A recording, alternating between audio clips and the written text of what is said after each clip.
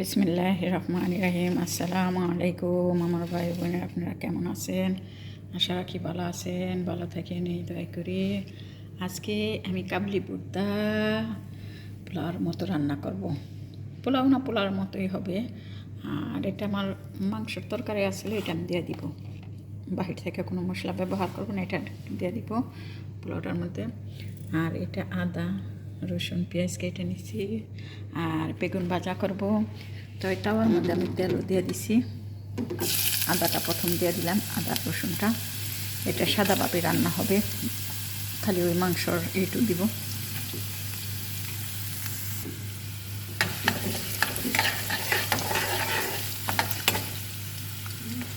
আর আমি এখানে বেগুনটা ভাজবো, শুধু হলুদ দিব। আমি বেগুন ভাজা মশলা বেশি ভালোবাসি না, হলুদ দিব আর বিট লবণ দিব। এখানে বিট লবণ দিয়ে রান্না করি, ওই লবণ এখন খায় না, ভালো না বলে বলি, এর জন্য।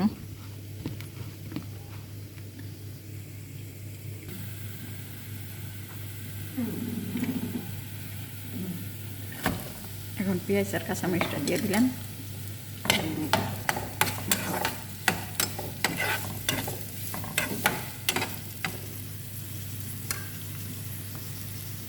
তাই আমার এটা ভাজা হয়ে গেছে। আমি ঘি খাই না বিদায় ঘি দিলাম না, বুঝছেন, আমি সাদা তেল দিছি। আমার ঘি পছন্দ না, এই দেশের ঘি আমার দেশের মতো না, এই দেশের ঘিতে একটা গন্ধ আসে। তো এখানে কাবলি বুটটাও দিয়ে দিব। এটা বাজুম চাইলের সাথে, এটা পটের বুটটা, তো এর জন্য।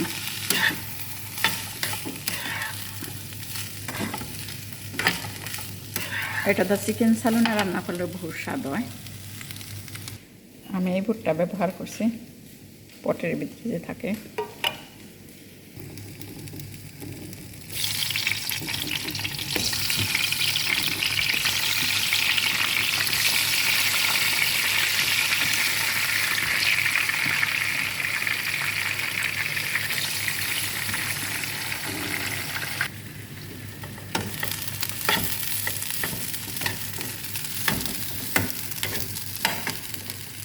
তো এখন আমি মাংসের সোড়াটা দিয়ে দেবো।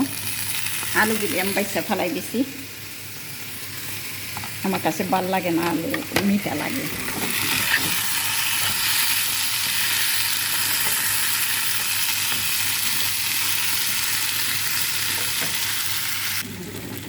এটা আমি বাইরে থেকে কোনো মশলা ব্যবহার করছি না, বাস এটা আদা আর রসুন রান্না করলে সবচেয়ে স্বাদ হয় কাবলি পোলাও। তাই আমি একটু দিয়ে দিচ্ছি, মাংসের সোড়াটা দিয়ে দিলাম। হয়ে গেছে বাজা, অনেকক্ষণ বাজছে। এখন গরম পানি দিয়ে দিলাম।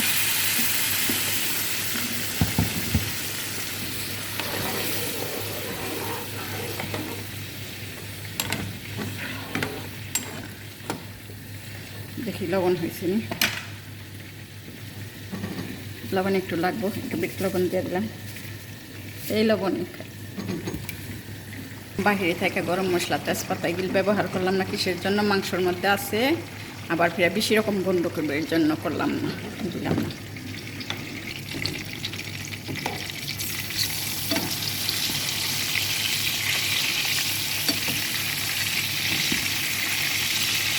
আমি ছোটো গ্যাস দিচ্ছি এটা, আর কি অল্প অল্প করে বাজবো।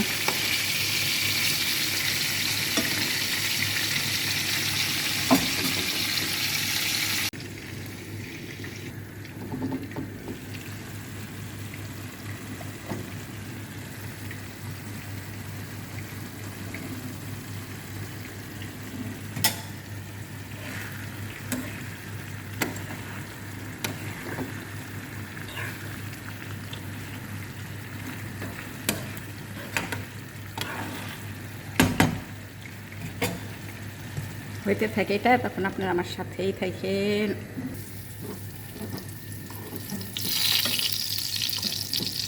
আমার বেগুনটা হয়ে গেছে।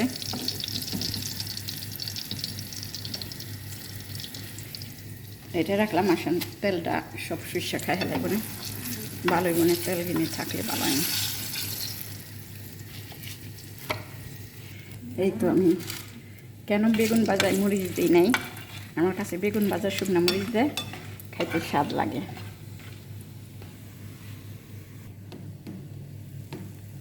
পোলাওটাও মনে হয় হয়ে আসছে, দেখি। হ্যাঁ, হয়ে গেছে।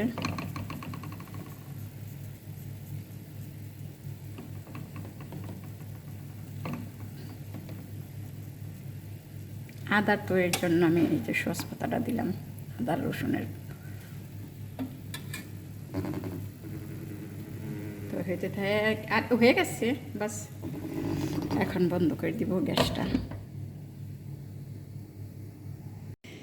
তো এই তো আমার খিচুড়িটা হয়ে গেছে আলহামদুলিল্লাহ। ছোলার খিচুড়িটা আর মাংসর যে এইটা ছিল, খিচুড়ি না এটা পোলাও আর কি, ছোলার ডাল দেয়া। আলহামদুলিল্লাহ, এই তো আমার কাবলি পোলাওটা, কাবলি বুটের পোলাওটা হয়ে গেছে। শুধু আদা আর রসুন দিয়ে রান্না করছি, আর এই যে মাংসের সুরা আসলে একটু দিয়ে দিছি, আর একটা চিংড়ি মাছের বোনা খিচুড়ি রান্না করছি এদের জন্য। আর এটা আমার জন্য বেগুন ভাজা। বেগুন ভাজা তো ঠান্ডা হয়ে গেছে, এর জন্য এমন হয়ে গেছে। আর ডিম ভাজা, তাও ঠান্ডা হয়ে গেছে।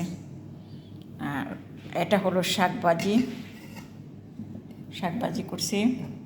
এটা হলো টমেটোর ভর্তা বানাইছি। তো আমার এই ভিডিওটা কেমন লাগলো, আপনাদের কাছে ভালো লাগলে লাইক কমেন্ট শেয়ার করবেন, সাবস্ক্রাইব করবেন।